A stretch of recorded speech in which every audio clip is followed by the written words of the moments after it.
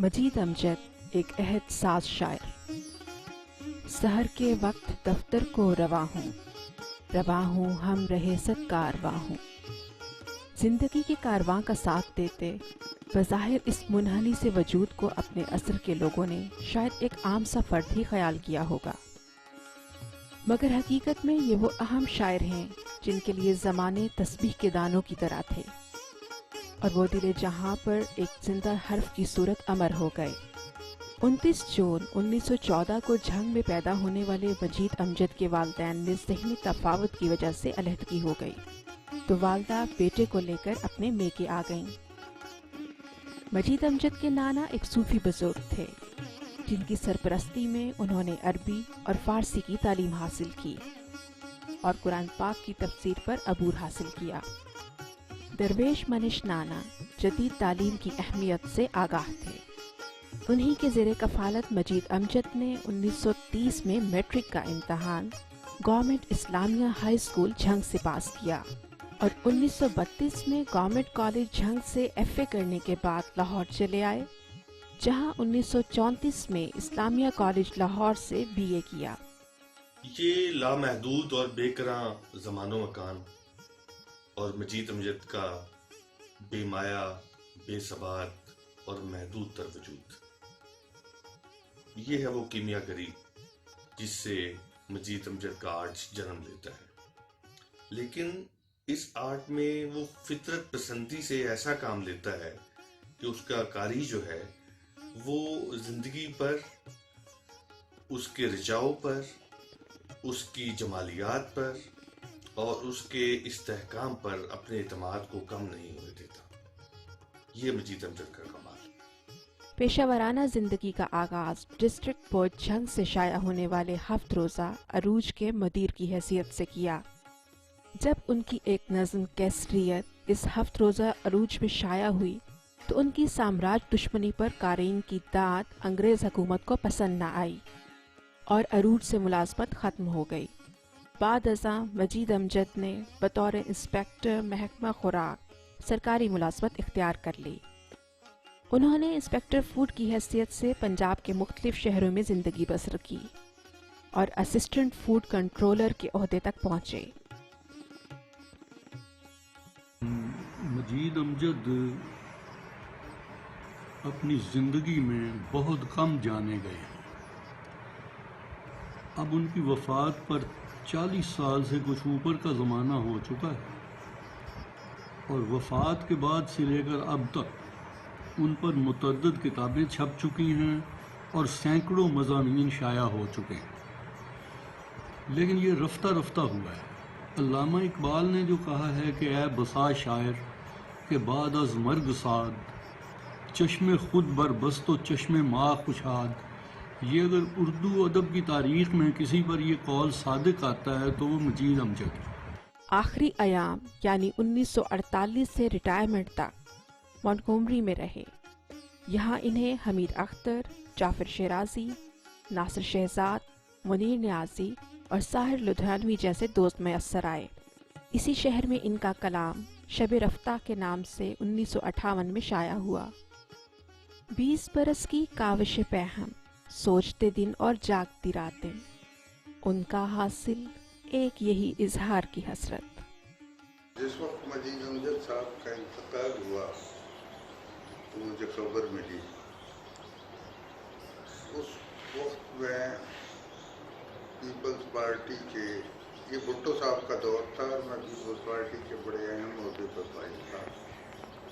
تو میں deputy commissioner Javed Qureshi تھے شاہد باغ سے. میں ان کے پاس گیا اور میں نے ان سے کہا کہ آپ فوری طور پہ ان کے کلام کو محفوظ کریں ورنہ یہ چوری ہو جائے گا. مگر یہ امر حیرت اور افسوس کا باعث تھا کہ اظہار کی یہ حسرت کوئی خاطر خواہ توجہ حاصل نہ کر سکی. ان کی وفات کے بعد ان کا غیر مطبوعہ کلام ڈپٹی کمشنر ساہیوال جاوید قریشی کی نگرانی میں شب رفتہ کے بعد کے نام سے شائع ہوا، جو مارکیٹ میں آنے سے پہلے ہی املا کی اغلاط کی وجہ سے متنازع ہو گیا. ان کا باقی کلام کلیات مجید امجد کی شکل میں ڈاکٹر خواجہ محمد زکریا نے جامع انداز میں شائع کیا۔ سر سید کے دور ہی سے جدید اردو شاعری میں نظم نگاری خصوصی ذریعہ اظہار بنی، لیکن جب نون میم راشد اور میرا جی نے جدید نظموں کو نئی کروٹ دی تو آزاد نظم کی روایت بھی چل نکلی۔ جدید نظم نگاری میں پاکستانی شناخت کا حوالہ 60 کی دہائی کے جدت پسندوں کی نظمیں بنی، جس نے 90 کی دہائی کے نظم نگاروں تک ایک مکمل روایت کی تشکیل کی۔ اس حوالے سے پاکستان کی جدید نظم نگاری میں مجید امجد بلند مرتبے پر فائز ہے۔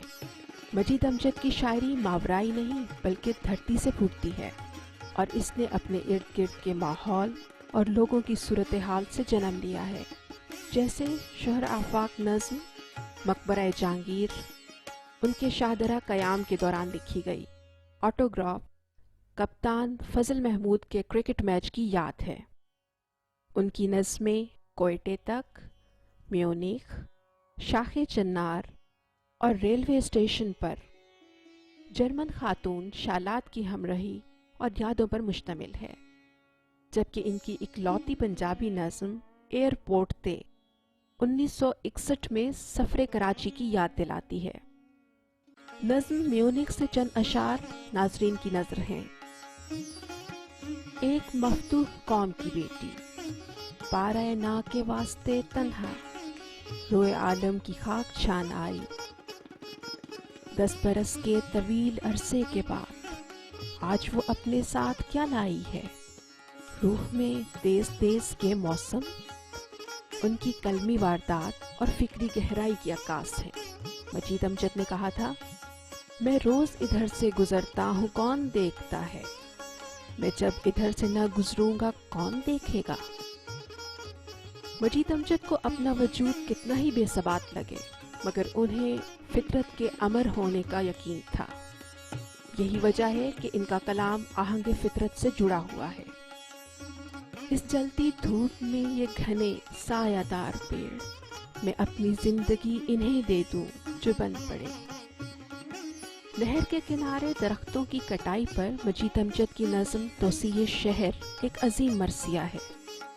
20 برس سے کھڑے تھے جو اس گاتی نہر کے دوار، جھومتے کھیتوں کی سرحد پر بانکے پہرے دار، گھنے سہانے چھاؤں چھڑکتے، بور لدے چھتنار، 20,000 میں بک گئے سارے ہرے بھرے اشجار، جن کی سانس کا ہر جھونکا تھا ایک عجیب طلسم، قاتل تیشے چیر گئے ان ساونتوں کے جسم، گری دھڑام سے گھائل پیڑوں کی نیلی دیوار، کٹتے ہیکل جھڑتے پنجر، چھٹتے برگو بار، سہمی دھوپ کے زرد کفن میں لاشوں کے انبار۔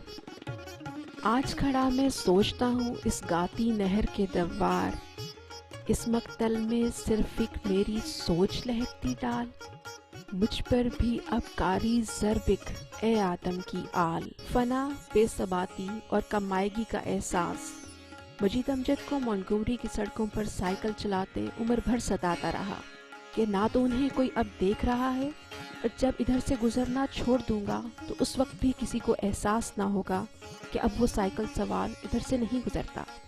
میں اجنبی، میں بے نشان، میں پابگل، نہ رفت مقام ہے نہ شہرت دوام ہے۔ مجید امجد کی سائیکل کے 2 پہیے ان کی شاعری میں ایک علامت کی صورت اختیار کر گئے، اور انہوں نے کائنات کی طرف اشارہ کرتے ہوئے کہا، یہ 2 پہیے ارض و سما ہیں۔ ان 2 پہیوں کے چکر پر فکر سخن میں مگن مجید امجد ہرے بھرے درختوں میں گھری ٹھنڈی سڑکوں پر گزرتے ہوئے اپنی زندگی گزار گیا۔ کہتے ہیں ہمارا یہ سائیکل سوار شاعر سامنے سے آتے ہوئے ٹرک کو دیکھ کر بائیں ہاتھ کچی سڑک پر اتر جاتا، اور جب تک ٹرک ان کی نظروں سے اوجھل نہ ہو جاتا وہ سائیکل لیے کھڑے رہتا۔